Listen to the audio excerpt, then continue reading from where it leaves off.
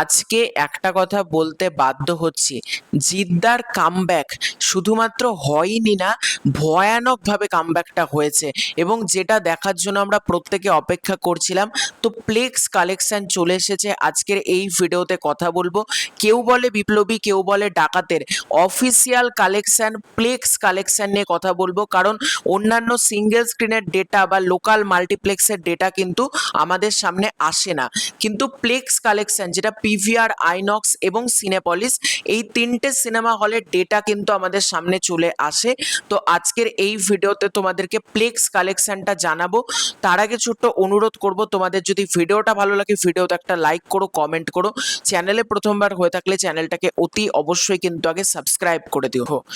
প্লেক্স collection এমন একটা জিনিস যেটার জন্য আমরা প্রত্যেকে অপেক্ষা করে থাকি, বিশেষ করে বাংলা সিনেমার, যে প্লেক্সে কেমন ফলাফল করলো পিভিআর, আইনক্স এবং সিনেপলিসে।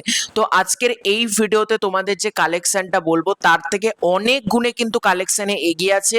কেউ বলে বিপ্লবী, কেউ বলে ডাকাত, এখানে শুধুমাত্র পিভিআর, আইনক্স এবং সিনেপলিসের ডেটা কিন্তু ইনক্লুডেড আছে। তো চলো তোমাদেরকে বলছি। কেউ বলে বিপ্লবী, কেউ বলে ডাকাতের ফার্স্ট উইক ন্যাশনাল প্লেক্স কালেকশন হচ্ছে অ্যাপ্রক্সিমেটলি 40 লাখ টাকা, যার মধ্যে পশ্চিমবঙ্গ থেকে এসেছে 38 লাখ টাকা এবং পশ্চিমবঙ্গের বাইরে থেকে এসেছে 2 লাখ টাকা। আমি তোমাদেরকে কোন হল থেকে কত টাকা এসেছে সেটার ডেটা আমি পড়ছি না, আমি তোমাদেরকে ফটোটা সাইডে অ্যাটাচ করে দিচ্ছি, তোমরা দেখতে পারো। অ্যাপ্রক্সিমেটলি প্রথম সপ্তাহে 40 লাখ টাকা কেউ বলে বিপ্লবী, কেউ বলে ডাকাতের করেছে। এটা আমি বলবো যথেষ্ট ভালো সাইন। দেখো, এখন কিন্তু এই ছবিটা নন ফেস্টিভ্যালে হিসাব অনুযায়ী মুক্তি পেয়েছে। একদিন ছুটি ছবিটার কাছে ছিল, সেটা হচ্ছে 15ই অগাস্ট। তাছাড়া কিন্তু প্রতিদিনই ওয়ার্কিং ডে ছিল, একদিন ছুটির ওপর বেস করে এই ছবিটা মুক্তি পেয়েছে।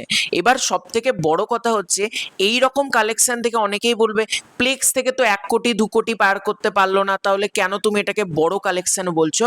বড় কালেকশন এই কারণে আমি এটাকে বলছি, কারণ এই ছবিটার কালেকশন যেটা এসেছে সেটা দুর্গাপুজো, ক্রিসমাস, ঈদ এই সময়তে যেরকম কালেকশন হয় তার কাছাকাছি কিন্তু এসেছে।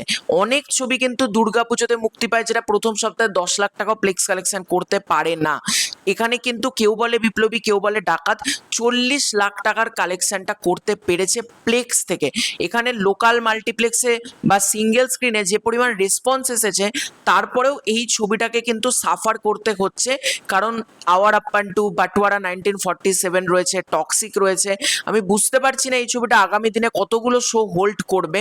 তবে এই ছবিটা যে একটা নিঃসন্দেহে সুপারহিট বা ব্লকবাস্টার বলাই যায়, এটা নিয়ে কোনো ডাউট আর থাকলো না, কারণ প্লেক্সের কালেকশন কিন্তু প্রচন্ড ভালো এসেছে। একটা বড় নাম্বারই কিন্তু জেনারেট করতে পেরেছে জিদ্দার নন ফেস্টিভ্যালে এসে।